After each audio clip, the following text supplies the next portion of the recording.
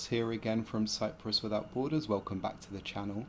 Today we're going to be exploring Menogeia village, which is located west of Larnaca and, well, not far at all from Larnaca, probably about a 15-minute drive from Larnaca, and it's in between the villages of Gofino and Anglicides. So if I zoom in a bit here, there we go, you can see Menogeia, but okay, so the text is on the right side of the on the north side of the highway, but actually the village itself is located on the south side of the highway.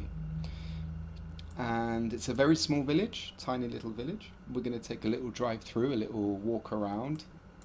Most importantly, I want to show the mosque because I feel it's important that we show our Turkish-speaking compatriots that we do respect their places of worship. There's a lot of propaganda I see on social media from trolls, trying to scare the Turkish-speaking Cypriots and telling them, well, making them hate us, really, making them fearful of us. But they will say that we have abused and graffitied, defaced, flattened even, that's another word I've heard, flattened their mosques. And so we're going to take a little look around the village today. And let's take a look as well at the populations. Okay, this is the populations dating back to 1831. So the first census we see, that was during the Ottoman era, and in fact it had been about a quarter of a century since the Ottomans had taken control of Cyprus by this point. The only males were counted in the Ottomans Census.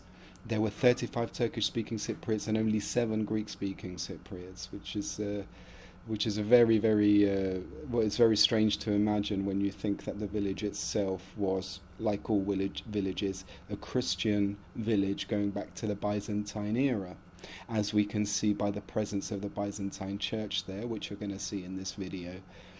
By 1891, however, the English had taken control of Cyprus, and in the first, well, this was 4 years after, in fact, and in the first census carried out by the British, or during the British era, there were 38 Greek-speaking Cypriots. Now, women were also counted in this census, and then we see a steady increase in Greek-speaking Cypriots in their populations.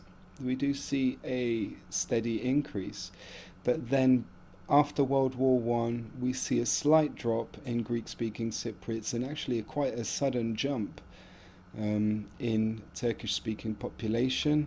And as they went up as well to 1973, I mean, by this point, separation had been encouraged by the British for the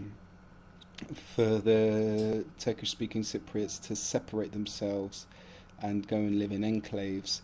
So 1960 was the year of independence, and then in these 13 years we see no Greek-speaking population at all, and a sudden jump in Muslims living in the village. These days there are only 50 people living in Menogeia village, and these people are all refugees from the occupied areas of Cyprus. If you do like our YouTube channel, then please don't forget to subscribe so you can get all of the notifications for forthcoming videos. I hope you enjoyed this video, and please leave some feedback, leave some comments in the comment section below. Alright, here we are, driving into Menogeia village from the Gofino direction. We can go right here, but there's also another little way to go. 2 ways into the village from the north side, and you can also enter the village from the south from the coast road. Here we go.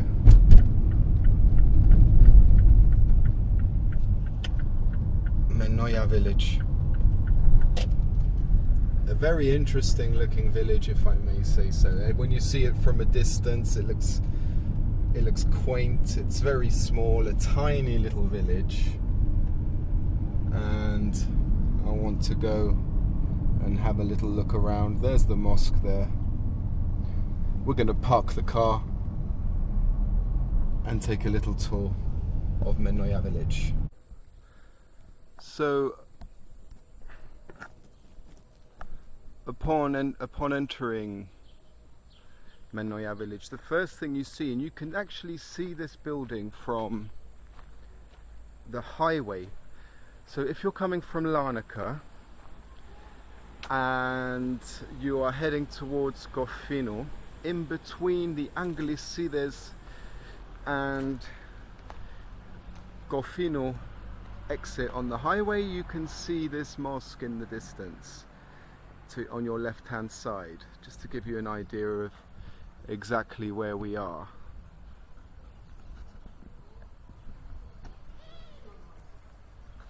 There we go. This is the Mosque of Manoa, and I do believe it's important that we show this mosque to our fellow Cypriots, because the Turkish propagandists, they like to say that we don't take good care of their mosques. And so I want to show people, I want to say, look, you know, your mosque is respected. I wish we could say the same about our churches in the occupied areas. But look at this, there's no graffiti on this mosque at all. Let's take a little walk around.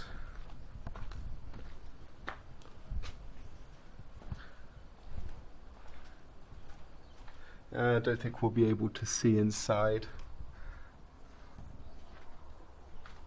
So this is the Mosque of Manoa.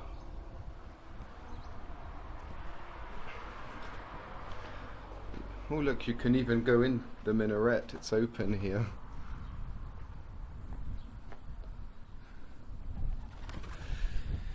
And there's also a children's play area here.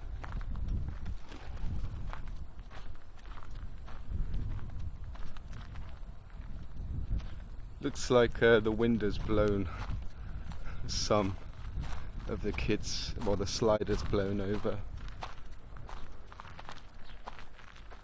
I'm not sure what this building here used to be.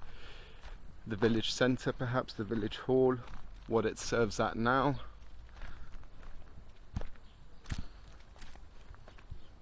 Difficult to say.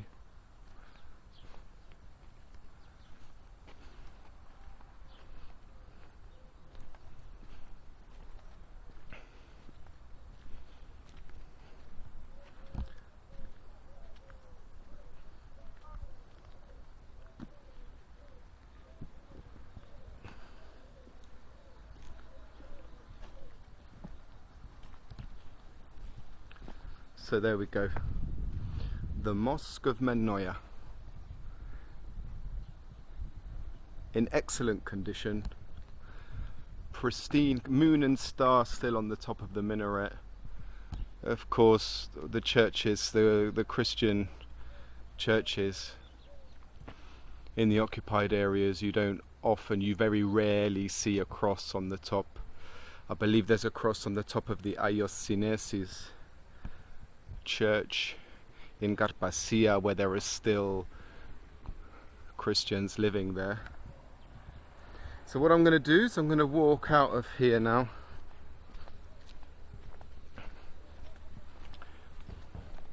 and if I was to head in a southern direction,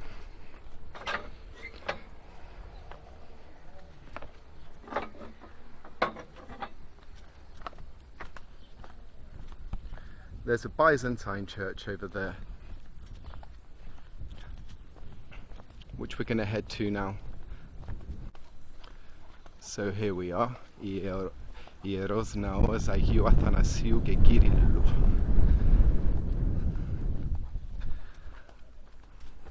Alright, this is very old. I'm not sure if it's early Byzantine or late Byzantine. But we can estimate that it's going to be round about, well, I'd say between 8 and 1,000 or so years old. 800, sorry, not 8,000, 800 to 1,000 years old, something thereabouts. A little bell here.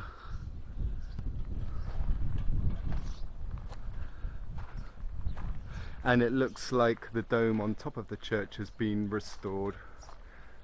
Well, it has been, definitely, I'm not sure when.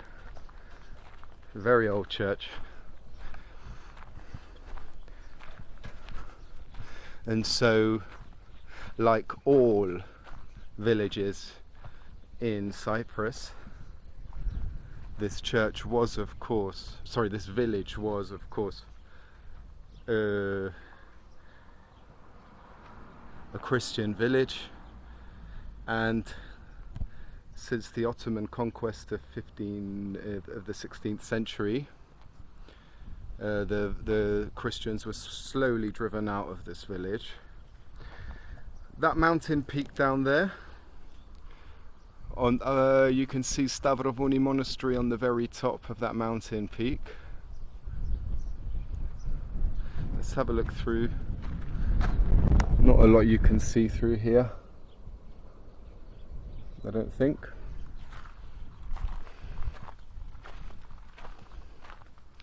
But really not a lot to see in this village. It's tiny, but it's beautiful. And very calm, very peaceful. I like it here. I've come to this village quite a few times. And you can see the minaret through the trees there as well. So just to give you an idea of how close the mosque was built, how close to the Byzantine church.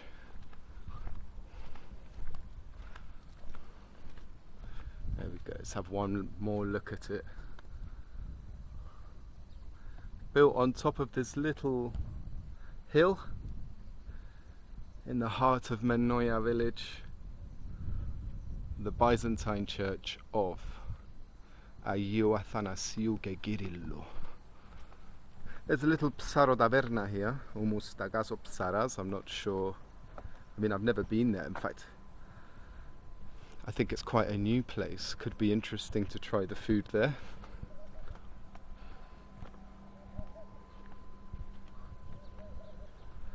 Down here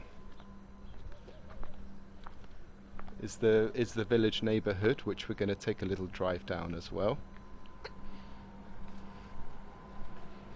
These houses here are, obviously they would have been, up until the time of the invasion, they would have been inhabited by Turkish-speaking Cypriots, but now they are inhabited by refugees from the occupied areas of Cyprus.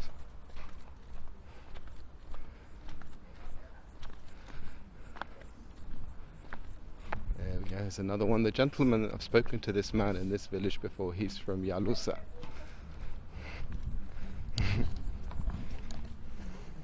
Here he is. Γεια, να μου κάνεις, είσαι καλά? Είμαστε χορκανοί, θυμάσαι με? Και εγώ που τη Γιαλούσα. Πιέζεις στη Γιαλούσα που τον καιρό που ανοίξαν τα οδοφράγματα. Και να βιάζω, έχω περιουσίες πολλές, σπίτια, εμένα το 1991. Δηλαδή μόνο και μας τα οδηγήσαν. Σε καίει, μαγά σε καίει. Γραμμός αντισά και λίγο. Era μια αστυνομία. Ναι, ήρθαν η αστυνομία και να μου εσυλλάβασε. Να μου. Γιατί μου περιουσία και να μου πεις αστικτήρ φύγε από μένα. Ναι. Ζήτησε λοιπόν, ζήτησε ο Τούρκος. Okay, so that was an interesting little chat with the old man. There's not a lot to see, like I said, in this village. It's a tiny, tiny little village.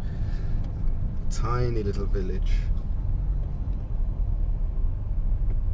And we'll take a little drive down here. We can see these are all Turkish Cypriot owned legally. Although I was having a conversation with the man there, he told me the rightful owners of the house which he is living in, they now live in Australia, and they actually told him he's quite welcome to keep that house because they have enough property in the occupied areas. They've been given property in the occupied areas with Turkish papers, Turkish title deeds, and they're much happier with what they've got up there than what they ever had here. So that's quite interesting. There we go, Stavrovoni again up at the top of that mountain. The church we visited earlier. That's pretty much everything there is to see in Menogeia village. Like I said, a tiny, tiny little village. I'm going to make some more videos exploring other parts of Cyprus. I'm thinking to do Lefkara soon. If you have enjoyed this video, please do subscribe to our Cyprus Without Borders YouTube channel. Join us on our Facebook page where we do have discussions regarding Cyprus. Please like this video if you've liked it. If you haven't liked it, then let me know why. Send me a message, let me know why. My name is Christos, thank you for watching.